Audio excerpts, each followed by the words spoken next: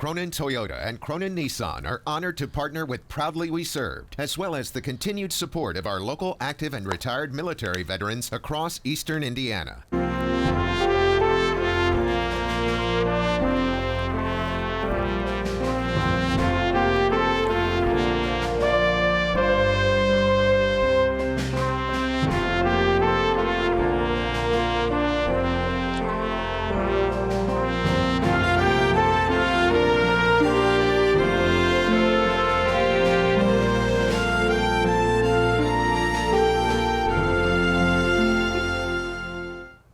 I'm Al Bledsoe, Veterans of Foreign War, Post 1108.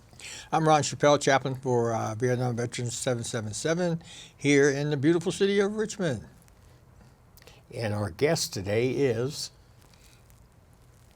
you. Danny. I'm back again. Back again. Mr. Okay. DeVito. So Yeah. we're glad to see that. Man, No good to stranger see you. to us, and Yeah. just tell us what you're doing and what you've been doing and what you Well, want to do, I guess, is I mean, what's more important. thank you guys for And being what's here. your vision, I guess, is So, the big lots of word for visions, it. Yeah, lots of visions. vision. But really, it all just simply boils down to trying to make sure that we're connecting with the Indiana veteran community and making sure they understand benefits, services, resources, where and how to get them, and then provide as many things as we Man, can that's for the important. community. That's vitally So, important. yeah, that's Indiana Department of Veterans Affairs. That's Yeah. that's our goal. We are Indiana Yeah. Department of Veterans Affairs. There's the VA that everybody knows, the VA, Right. which is really, you could think of the VA as three separate entities in some ways, three columns. There's the veteran cemeteries, Mm-hmm. then there's veteran Dang, happy about benefits, that part. VBA, then there's veterans healthcare, VHA. So those are kind of three units Yeah. of the VA. I never Every thought state of has that. a VA as well. So, The first part we're not anxious about. Yeah. Okay, we'll just glide right past it. Yeah, Yeah. we're not anxious about that right now. You know, and each state has its own Department of Veterans Affairs as well. All 50 states and 5 territories. Oh, it's all right. Pretty awesomely, we hosted all of them last month. So in August, third week of August, we hosted the National Association of State Directors of Veterans Affairs. Oh, wow. That's what they call it. So Dennis Weimer, our director, him and his 50 counterparts from 50 states and 5 territories are part of an organization that's one of the most powerful organizations lobbying and other things for veterans, because it's all the state and territory departments of Veterans Affairs.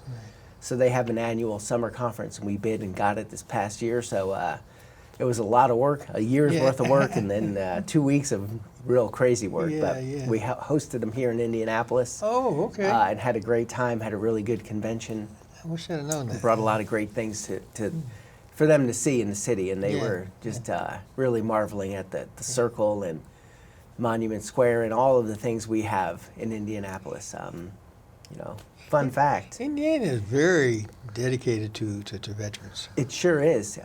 Indianapolis has more veteran memorials and monuments than any other city in the nation besides Washington, D.C. All right, Wow. all right. Didn't know And that. Richmond, have you been to our Veterans Park? I sure have. Hey, there's no other Veterans Park like the one we have here in Richmond. I love the Veterans Park. I think it's very great. Anyone Yeah. who hasn't been there should go. Yes. And it was the most recent addition was a plane, I believe. Correct? Yeah. Yeah. I saw that down there when shortly after that came, and got to go. That's one of my first things I ever did around town, was going down to one of the ceremonies you guys had down at Veterans Park. Yeah, we try to do that, and it's still a real solemn place. We did a private ceremony Saturday, I guess it was. It was a veteran that had died years ago, but he never had any. The family never, according to what we were told, anyway, the family didn't really have any closure with the whole thing.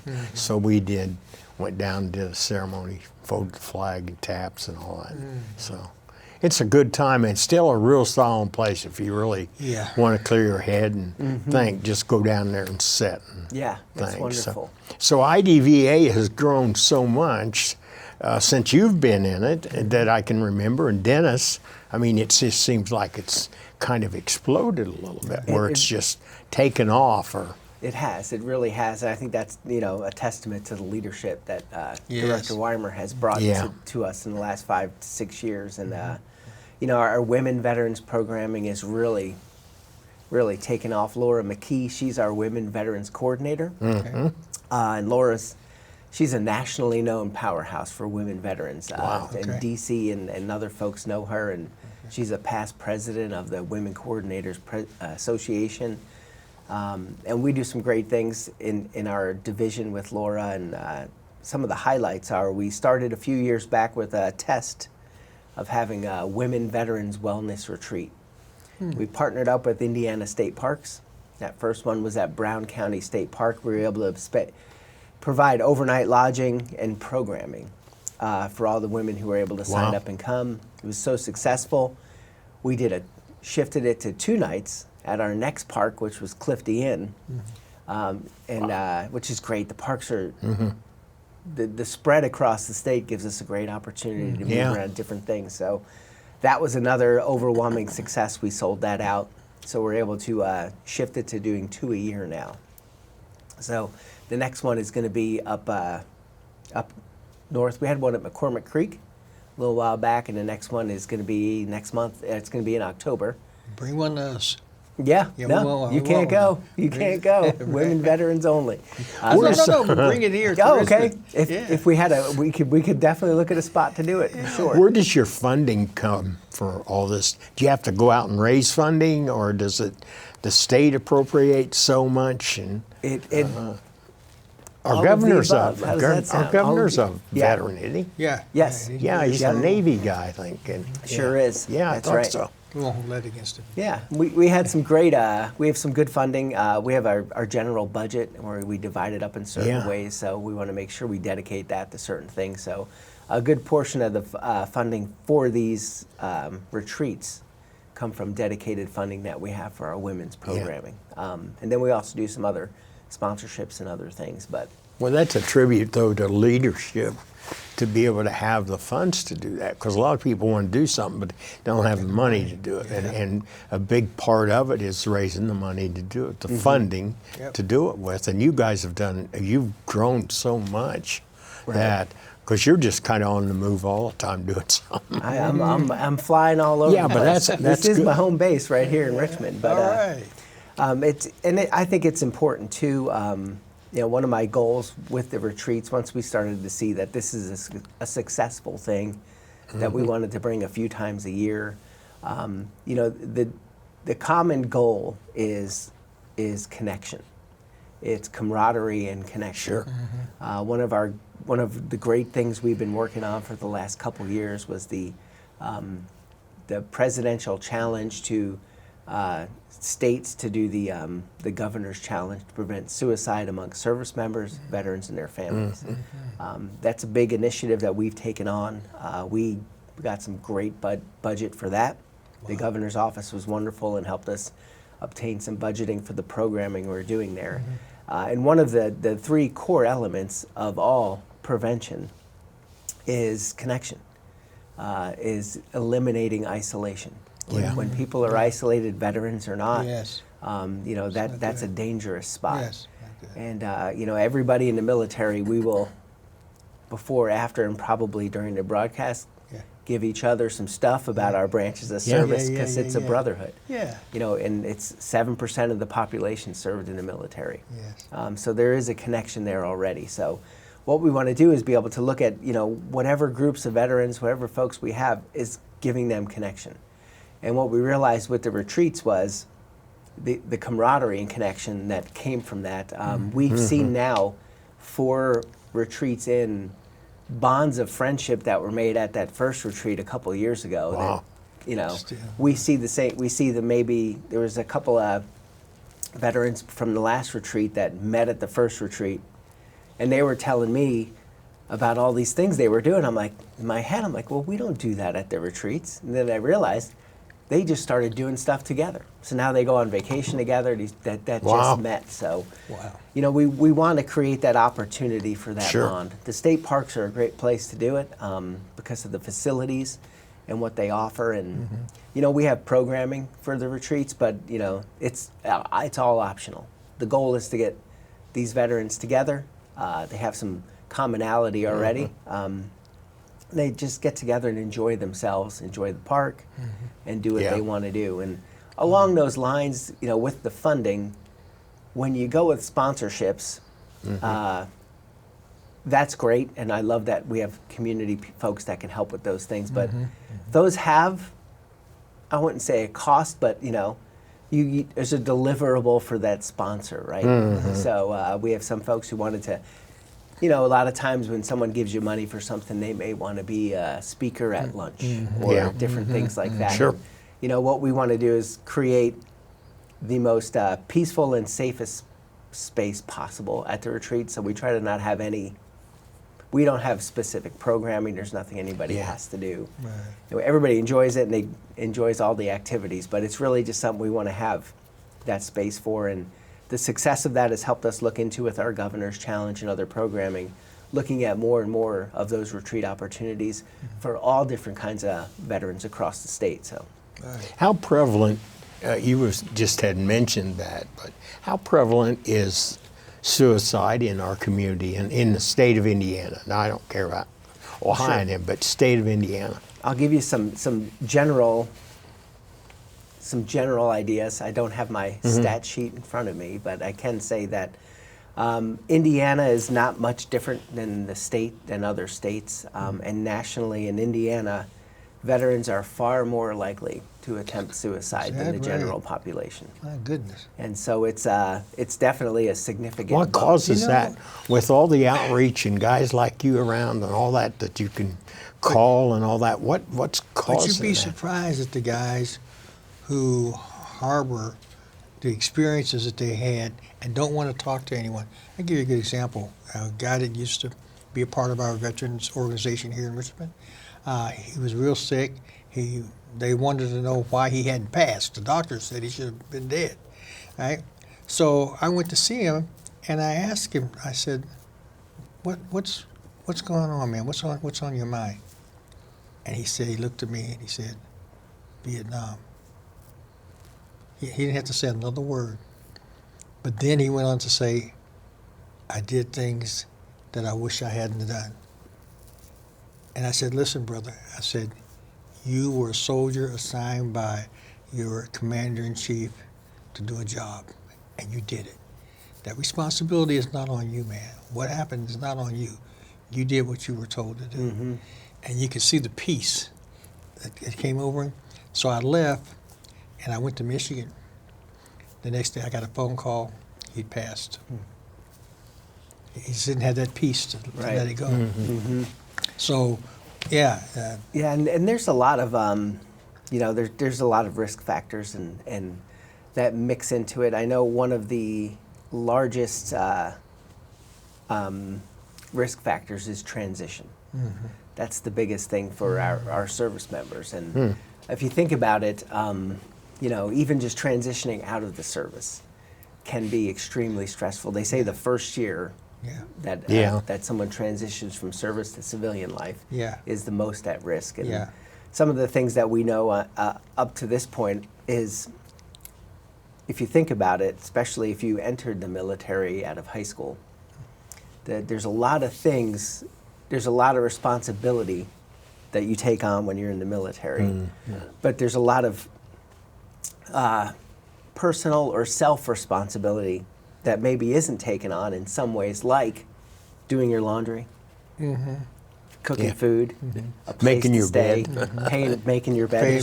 There's a lot of things that are there. So when folks transition out, it feels like a lot of responsibility.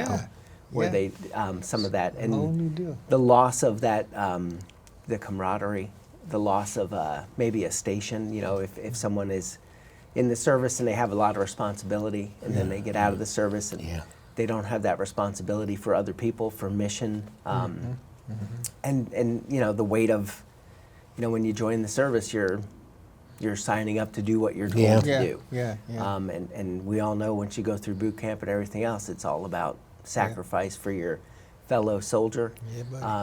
People of all different backgrounds, races, creeds, join the military, and you go through boot camp. Once you go through that process, they're all your brothers and sisters. That's right. And you just do everything for each other. That's right. And for the mission, and you work together that way. And you know, that's a transition point too. If you transition out, now you go out and find employment. Well, you may be sitting in a work environment where you don't feel that way about anybody, and they don't feel that way about you. That's right. But that was a driving force in your life. So, you know, that transition point is critical, and I think something we want to focus on in Indiana is we have no active military bases in Indiana.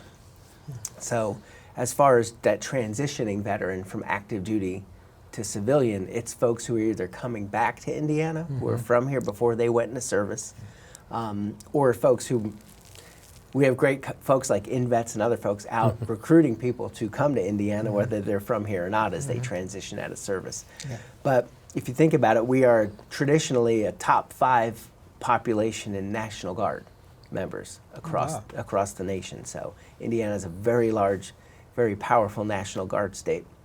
And you know, a few years back, we were at one of our meetings, the Battle Mind to Home Summit, that Purdue University Military Family Research Institute puts on. And someone was talking, and it occurred to me, transition is the trickiest part. But if you think of National Guard folks, they transition 24 times a year. Mm-hmm. So if they're, you know, they're going back and forth once a month, they're going to drill weekend, and then never mind deployments or activations. So, Right. you know, that's that critical time. So providing opportunities for them to have that connection, someone to reach out to and find camaraderie is one of the biggest things we're doing with the Governor's Challenge. And that's the 3 priorities. The first is finding veterans, making sure we know who they are and where they are. That's Right. what we want to do first. We got a few things we're doing with that across the state. Everybody wants that magic list. Where's all the veterans in my county? Yeah. There is no magic list. So we're building up the best database we can of information. That priority group 2 is that curating connection, making sure they're connected with peer-to-peer groups. And really it's, you know, family members as well. We want family members and caregivers to connect to each other and have that opportunity to know you're not alone. You've got someone to talk to. You got someone to socialize with. It's not all just sitting around with coffee in a circle talking about bad times. It's, you know, could be service-based groups we want to initiate where veterans might get together and go clean up the parks, pick up stuff by the river, different things like that. Or, and then that third priority is lethal means safety. So securing weapons, storing weapons, and handling weapons, because veterans are also far more likely than the general population to use a firearm in a suicide attempt. So that's one of the things we want to make sure we're doing there is just that whole education piece on locking guns, knowing where to store them, how to store them, create safe storage opportunities. No one wants to take away veterans' guns. We love our guns. We don't want to do that, but we just want to make sure that they're stored properly, handled properly, especially with family members, and that veterans have a good opportunity to know that maybe I don't need to have this around for this period of time. Right. You know, I thought maybe a good way to handle some of this is in your out processing, that maybe the out processing center could give you a list of all the veterans organizations where you're going to be going, you know, and at the same time, maybe we could contact those organizations and let them know that, hey, this brother's coming or sister's coming home. Here's their contact information. You know, that might help. Well, they gotta have a good. You gotta have a good relationship though with the Legions of the world, the VFWs of the world, the VVAs of the world. You know, you've got to have some heavy communication there that a person feels like that, you know, they're getting the job done. Yeah, if we contact them though. Yeah. You know, if somebody comes home and. If they're willing to listen, that's. We made the effort. That is the tricky part, but it's the concept is spot on, and I'll say that's one of the great things that I've seen in the last couple of years too with the NASDVA organization I spoke about earlier, all the state directors. So when you got all 50 states and 5 territories working as a unit, that's some juice right there. Right. So one of the things that's really come to fruition, pretty much hitting right now, the mark is a lot of communication between the NASDVA organization and the DOD. And what that is for that contact information with our folks once they transition out.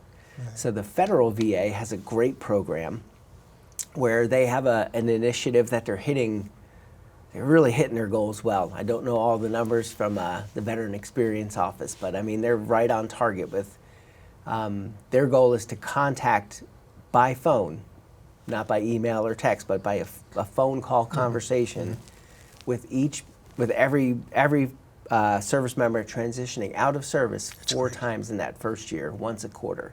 Oh, wow. To have that That's phone great. conversation That's with awesome. them. That's amazing, That's yeah. awesome. So between the DOD and silos, right? Silos Yeah. are it's our biggest obstacle.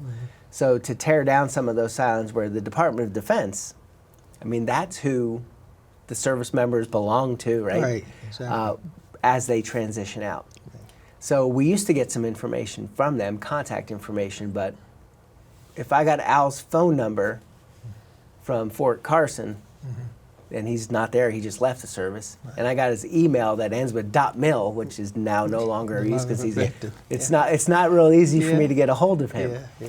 So between the DOD having some of this information about where folks are going and providing them that key information, which we're building up opportunities where if they say, hey, I think I might move to Indiana, Illinois, or Ohio. So now they're provided with the contact information for our websites, our folks, so they know what the services are. We can make quick fact sheets for them. They can see what college programs are available in each state, and they can make those quality decisions.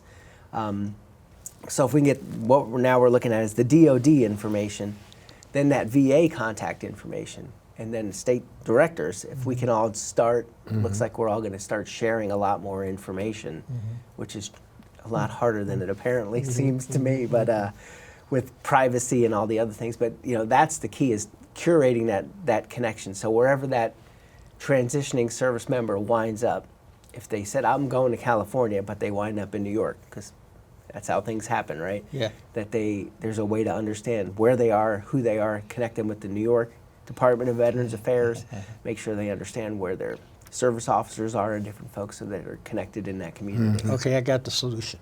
That's a big Now, deal. I'm a techie guy. Al Yeah. knows that. I'm a techie guy. So here's what we do. We give each service member a phone upon discharge, and with it installed is a GPS application. And that way, wherever they go, we can get a hold of them. That's not a bad idea. It's not a We bad could chip idea. them too. We could just give them a chip. Yeah, well, we don't. That's another story, okay? Right. But really, we can give them a phone and with GPS, installed and all that, and wherever they go, Yep. That's That's to be able to track them the best way. I think right now it's providing the ease is what we want to do. Everybody remembers when they were transitioning out, and you do the TAPS program and these other, transition assistance program, and it's always jammed in to the day before you're leaving, and you just want to leave. Yeah. So it's trying to give them, I think, less information when you transfer out, but more opportunity to find it when you're ready for it. I transitioned I entered in New Jersey, which is where I went into the service. That's where I grew up. And after my time in the service, I transitioned out from Boston, Massachusetts, and wound up moving to Indiana. Wow. So, Hey guys, listen, Wes said we got a little less than 5 minutes. And we don't want to miss the We don't. fairground event. Oh, we don't. We've got a great event. I'm going to peek at my sheet here. Yeah, okay. Yeah. Because I got some details here, but Okay. we do have a great event coming up right here at the, who am I kidding? Right here in Richmond. Hang on a second. There we go. Hey, I can see it.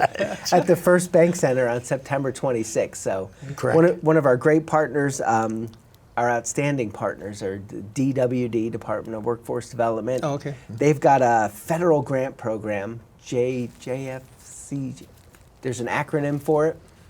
And what it's done is it's created 2 employment opportunities at every work one, and one is called the DVOP, Oh, wow. Disabled Veterans Outreach Specialist. I know that doesn't match with the acronyms. Okay. And one's called a lever, and basically a local veteran employment something or other. And the levers work with employers to bring veterans into their workforce. Wow. And those DVOPs work with veterans, especially veterans with barriers to employment, to help them find employment. So this is at every work one. We've got a DVOP and a leaver doing this great work, and with the Department of Workforce Development and that federal grant. And our local folks here put on this event, this resource and fair and hiring event. So that's over at the First Bank Center, September 26th, coming up 1 p.m. to 4 p.m. And we'll be there set up. I know we have all kinds of information about our veterans home, our veterans cemetery, our county service officers there, our state service officers, and different folks will be there. All kinds of stuff that is there, just resources and opportunities for the local veteran community. So Yeah, that'd be good. September 26th. So if somebody wanted to get a hold of you, Joe, how do they do that? We've got some info I think is going to be on the screen. This is a high-tech operation Yes, here. yes, it is. Very, So there it is. there we go. That's our website right there. You can go to our website and find out about different programs that we offer between the menu and different buttons. It's pretty easy to find. You can always find your county veteran service officer. You'll never even have to scroll. You'll see find your CVSO. All right. That's the best way to talk to us. We have a great email. There's our phone number. Oh, yeah. This is impressive. Yeah. So we got our phone number, and we also have an email for our outreach division. So Wow. yeah. Wes is on the ball today. He's on the ball, So, isn't he? yeah. Okay. Has he done this before? Yeah. Okay. We have to get ready to shut down. Yeah. This- Well, we got about a minute. Yeah, okay. Yeah. So, man, you do so much, man. Do you have an assistant? I've got an amazing team. Is that right? I do, and if we do have a couple minutes, or 1 minute, I just have an amazing team. Laura McKee, our Women Veterans Coordinator, is one of our key members. I got Brian Schmidt. He's the tip of the spear for our Governor's Challenge program. And then I've got Solana Osborne, is my digital marketing communications folks. Solana's amazing. She does the website updates, social media things. I may have a position that I'm posting soon. So Solana's going to move into our communications manager role, so our digital marketing spot may become open, and Digital I need someone marketing. who's an ace at social media. That's what we're going to need there. That'd be interesting. But we have Leslie Evans on board, and Brad Harper, and then Carly and Obadiah. So that's just everybody's cranking as fast as I am and doing some great things, and Leslie somehow keeps it organized, which Boy, is pretty that's amazing. good. Yeah. So they would all be based in Dayton, or We're all in Indianapolis. Indianapolis. Annapolis? I'm sorry, Yep. Annapolis. Yeah. Okay. All right. Well, we got to wrap it up, guys. But he's going to be back with us in a moment. Okay. Take a short break and be right back. All right. Hey, folks. Thanks for watching.